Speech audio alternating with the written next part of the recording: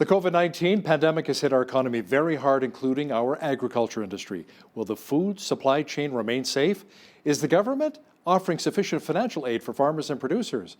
To talk more about it is today's guest, Mark Fournier. He's an instructor at the Workland School of Agriculture Technology at Olds College in Alberta. Mark, welcome to BCN. Thanks for having me on, Hal. Now, the recent COVID outbreaks in meat packing plants has caused some of them to shut down temporarily. How did that really impact pricing for beef and pork? Well, we've seen prices go up at the supermarket, but we've seen, unfortunately, prices go down for our livestock producers. We actually have an excess of supply right now. Going into March, we actually had about 9% excess supply of beef at that point in time. So we can see prices continuing to decrease there. On the pork side, actually we're tied to the States on this one. We're doing pretty good with our supply, but because the United States had an excess supply as a result of COVID-19, we've seen that funnel over the border here, which has had a dramatic increase on hog prices. So for our producers, hog prices are going down as well. How will the COVID-19 pandemic really affect producers in the long term?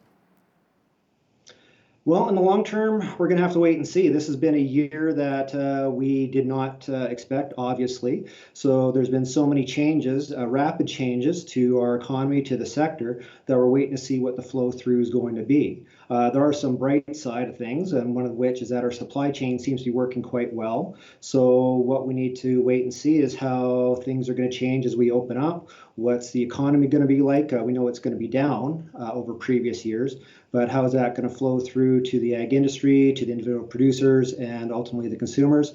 We're all waiting to see that one. Now, many feedlot operators and ranchers say although the government has provided some financial aid, it's not nearly enough. Ottawa promised $252 million. How much more is needed, and what will the money go towards? Well, there's a lot of different programs that are being announced right now, and I always like to say we have to look through the forest to see the trees. So we hear of these hundreds of millions of dollars that are being allocated for the ag sector. That's wonderful. It's great to hear that. Obviously, the ag sector needs it. But if we look at our friends and our neighbors, our producers, how are they going to see those dollars? So when I take a look at the funding programs that are coming out, we can see that there's national programs, there's provincial programs. I like to see the different ones that are coming to the different sectors, but I look at FCC. FCC has increased their lending programs, which is wonderful to see. We can see that AFSC is bringing in some new programs for producers as well. And on the government level, they're tapping into and complementing what's happening at the federal level, and they're also bringing in some programs that'll help with the perceived labor shortage here over the next little while. Some say that with the fallout from the COVID-19 pandemic, many nations will continue to protect their borders and put stricter limits on trade. Mark, that would in turn affect Canadian producers who need to export livestock and grains. What are you hearing from the ag sector? Well, actually, that's completely true. What we're seeing is a thickening of the border, and this is very common when there's different pandemics or economic shocks. People start to protect themselves, different countries protect themselves, and that's something that we can expect to see. So the border is definitely being thickened. People are looking at protecting their own backyard first and foremost. But we're very fortunate that the supply chain, as just mentioned, is open. The border, while people aren't going back and forth, there's still the transfer of goods and services across the border. So that is positive, and waiting to see what's going to happen here with China for the next little while should have a big impact as well. As you saw maybe today, that with the Huawei ruling that came down, unfortunately didn't go China's way. So are we going to see more retaliatory tariffs and retaliatory actions coming in from China? We're going to have to wait and see. We have a election going on south of the border. So is that going to impact our exports? We're going to have to wait and see. So I do expect things to be thicker, the border to be a little bit thicker than it has been for the last few years, but we still enjoy good relations with our friends here in North America. So I do think we'll still continue to see some exports. Now, there have been some complaints from grain farmers that they were left out of the federal aid package for farmers. What are your thoughts? Well, that's one I completely agree with. If you take a look at the Grain Farmers of Ontario, they've recently done a study and they stated that almost 90% of their members are already seeing a decrease in income. Their members are also stating that a lot of contracts are being canceled right now, and we're only 5 months into the year, we're only a couple months into the growing season. We're seeing an increase in input prices and a lot of uncertainty. And so when we take a look at the grain sector, are they going to feel this? Absolutely they are. It's just not as fast as we've seen it on the livestock side of things. So I did like what they put forward, in that they would like to see some improvements to risk management programs. They'd like to see some improvements to agri-stability, some improvements to agri-invest. So there's some options that can be taken both at the provincial and federal level. So I think the grain producers are spot on that one. Now, there's been some talk of producers deciding not to plant a crop this year and simply riding out the season. Do you know of any producers who've actually gone through with that? I can say no on that one. Here in central Alberta, the last 4 weeks, we've seen our producers have to take off the last of harvest 2019 and then immediately turn around and put on seeding 2020. So the producers around here have been pretty busy as is, and I haven't had anybody state that they're not going to put a crop on. The people I've talked to are worried, obviously, but they're putting their ducks in a row, as you will, and are hoping for the best. Some say that Canada's food supply could actually be threatened by this pandemic if the ag sector doesn't get the help that it needs. Is that possible? I'm going to say no on that one. One thing we're very lucky to see is that we do have a very robust system. We have seen a decrease in some, well, not even the supply, we've seen a decrease in supply at the retail level. And we've seen an increase in supply at the producer level, obviously, which is why we're seeing more livestock inventory and hog inventory right now. I think a lot of people are concerned because for the first time in a generation, we've gone to the grocery store and we've seen empty aisles. Started with the toilet paper, then went on to the flour. Now we're going on to the meat, the chicken and the beef there. And in each case, the paper producers were saying, no, we've got plenty. When we saw the flour, we were being told, no, we have plenty. It was just the bags that were in demand at that point in time. And if we take a look at what's going on right now with poultry, for example, they've got an ample supply. They need more capacity to store the supply that they have. Our system for the last 15, 20 years has been a just-in-time inventory system. So we're used to getting, we want fresh meat. We're used to getting meat a day or so after the previous load was cleared out. And now people being people are starting to purchase in bulk more than they have in the past. People are starting to fill their freezers more because of the uncertainty. And of course, that's led to an increase in demand, short term at least, for the meat that we're seeing at the grocery store. So there is concern over this. But because of the robustness of our system and the supplies that we have in place, I think it's more of a production concern than a consumer concern. So from everything I've been saying, no, there's no major concerns at this point in time. With so many restaurants closing down, Mark, how has this really affected potato farmers and others who would normally be providing food for the restaurant sector?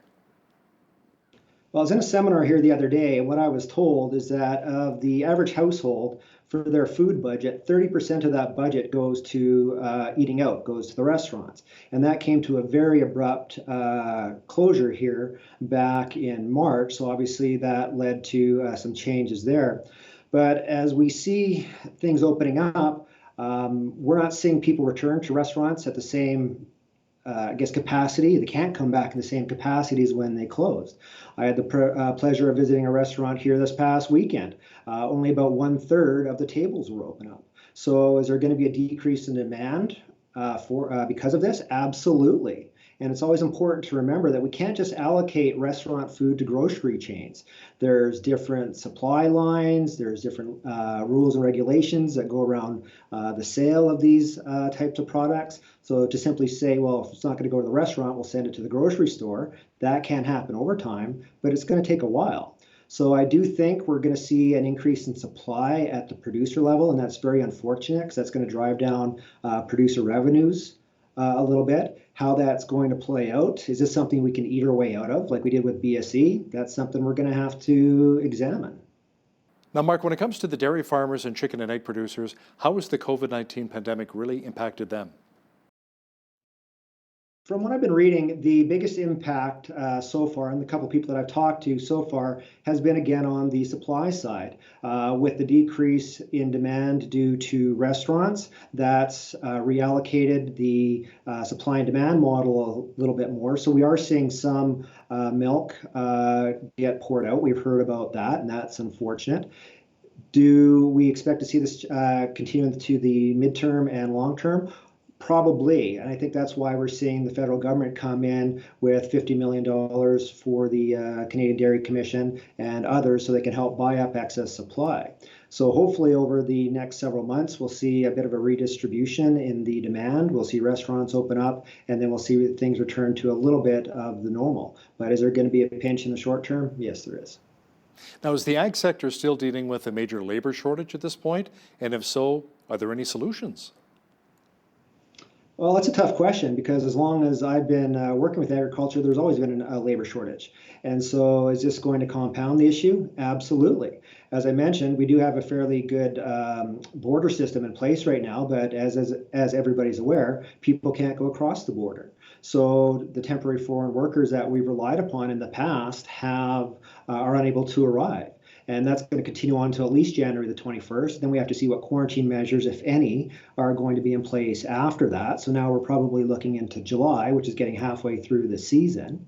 Thankfully, there are some programs that are coming into place. I know here in Alberta, the government has created a job connection program for agriculture to try and match up workers with employers. And they've also opened up a labor training program where there'll be a grant for employers to set up the infrastructure that they need in order to bring in new workers. So that's some of the positive side of things. But I do think we'll see a labor shortage here this year. One thing I did hear, and we'll wait to see if this is going to happen, is with the restaurants closing across Canada, about 800,000 people were immediately out of work. And with restaurants and other food services only opening up at partial capacity, will some of those workers, will some of the summer students, for example, look at farm work and agricultural work rather than working at a restaurant? Maybe we'll see some of that change, or some of those changes as well. So Mark, big picture, how is our agriculture industry going to fare once this pandemic is over? Will it bounce back to normal, or do you think we'll see a significant number of farmers go bankrupt? Well, I truly hope not. I remember BSE quite vividly, and being down in Lethbridge there with Feedlot Alley, that was something everybody was quite concerned about. And so when I look at the shock to the ag sector, there's some parallels here. Unfortunately, it's for the entire ag sector. And the industry itself survived it. My biggest concern is the individual producers. Now, as I mentioned before, there's some programs that can be taken advantage of at the FCC level. So I strongly encourage people to give FCC a call because they've opened up a couple $100 million in new loan dollars there, which is wonderful to see. I know AFSC is bringing in some programs, some interest relief programs right now. And I think it's also important to remember that we do have some things going for us. Our low Canadian dollar. Compared to the States, our goods and services up here are still going to be comparatively that much cheaper, so there's going to be more demand because of that. And also, we still have intergenerational lows on the interest rates. So if individuals do have to borrow, thankfully, with a prime rate of about 0.5% or 0.25% right now, borrowing, while always expensive, is still something that might be an option. So we are very concerned about that, obviously. When I look at the industry, I'm not worried about the industry. I'm worried about my friends and neighbors that are farmers, and hopefully they'll be able to manage it here this year. Mark Fournier is an instructor at the Workland School of Agriculture Technology at Olds College. Thanks for your time today. Thank you for having me. On behalf of all of us here at BCN, I'm Hal Roberts. God bless. Thanks so much for watching.